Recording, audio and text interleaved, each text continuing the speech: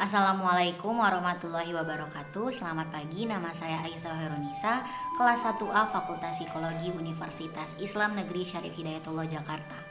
Manusia sebagai makhluk Tuhan secara kodratnya telah dianugerahi hak dasar yang disebut dengan hak asasi tanpa perbedaan satu dengan yang lainnya. Hak asasi ini membuat manusia bisa mengembangkan diri pribadi mereka serta peranan mereka sebagai khalifah Allah Subhanahu wa taala. Hak asasi manusia adalah hak dasar yang melekat pada setiap diri individu karena hak tersebut bukanlah pemberian dari organisasi, bahkan negara, melainkan karunia tidak ternilai dari Allah Subhanahu wa taala dan tidak ada satu kekuasaan pun yang dapat mencabutnya. Manusia mengakui hak-hak dari manusia lain. Karena itu sebuah kewajiban dari agama untuk mematuhi Allah Subhanahu wa taala. Oleh karena itu, hak asasi manusia dalam pandangan Islam bukan semata-mata hak asasi manusia saja, tetapi hak-hak tersebut dilandasi oleh kewajiban manusia untuk juga mematuhi Allah Subhanahu wa taala sebagai penciptanya. Selain itu, menurut pandangan Islam, hak asasi manusia bukan saja berasal dari evolusi pemikiran manusia, tetapi juga dari wahyu ilahi yang diturunkan melalui para nabi dan rasul sejak eksistensi umat manusia ada di atas bumi ini.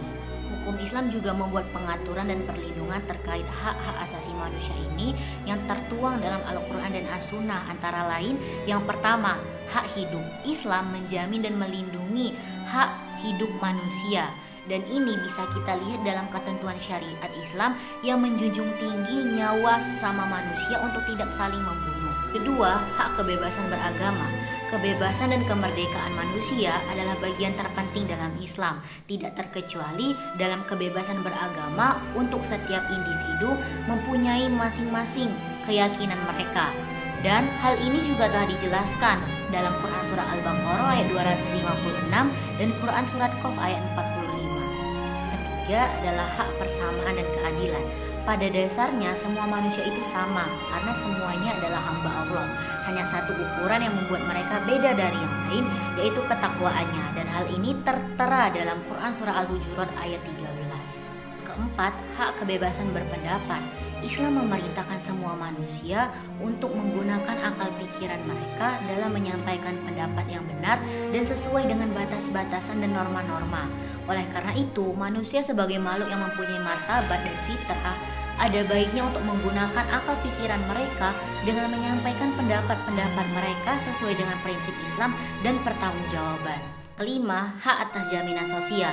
Dalam Al-Quran banyak dijumpai ayat-ayat yang menjunjung tinggi kualitas minimum hidup seluruh masyarakat.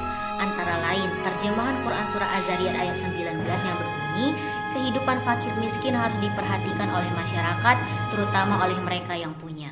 Pada tanggal 21 Zulkaidah atau 19 September 1981, para ahli hukum Islam mengemukakan Universal Islam Declaration of Human Rights yang diangkat dari Al-Quran dan As-Sunnah Nabi Muhammad SAW yang terdiri dari 23 bab dan 63 pasal dan meliputi seluruh aspek hidup dan kehidupan manusia. Lalu ada juga hak asasi manusia berbasis maqasid syariah. Menurut Profesor Zakiuddin Baithawi dalam pengembangan maqasid Jasir Auda, Qardawi dan Sweisab, maqasid al-syariah adalah tujuan penetapan hukum dan salah satu konsep penting dalam kajian hukum Islam. Mengapa penting? Karena para ahli teori hukum menjadikan maqasid al-syariah sebagai sesuatu yang harus dipahami oleh mujtahid yang melakukan ijtihad demi untuk mewujudkan kebaikan sekaligus menghindarkan keburukan atau menarik manfaat dan menolak mudarat. Selain menurut pandangan Islam, hak asasi manusia juga telah diatur dalam peraturan nasional kita seperti Undang-Undang Dasar 1945, peraturan presiden, pemerintah, daerah, dan sebagainya. Dan menurut pandangan Pancasila, hak asasi manusia telah sangat jelas terperinci dijelaskan dalam kelima sila Pancasila tersebut. Sila pertama, ketuhanan yang Maha Esa. Pancasila memberikan hak bagi warga negaranya untuk memeluk agama, beribadah, dan menghormati agama yang lainnya. Yang sila kedua, kemanusiaan yang adil dan beradab. Pancasila memberikan hak kepada warga negara untuk punya kedudukan yang sama, punya kewajiban dan hak yang sama dalam perlindungan dan jaminan undang-undang. Yang ketiga, persatuan Indonesia. Pancasila memberikan hak kepada warga negara untuk bergaul kepada satu dan yang lainnya dengan semangat kebangsaan. Sila keempat, kerakyatan yang dipimpin oleh kebijaksanaan dalam permusyawaratan perwakilan. Artinya, Pancasila melindungi hak mereka untuk menyampaikan pendapat dalam musyawarah mufakat tanpa tekanan intervensi untuk menyampaikan aspirasi mereka. Sila kelima, keadilan sosial bagi seluruh rakyat Indonesia. Pancasila memberikan dan mengakui hak milik perorangan dan melindungi pemanfaatannya bagi negara, serta memberikan hak bagi setiap warga negara untuk bebas menentukan sikapnya dalam setiap aspek kehidupan.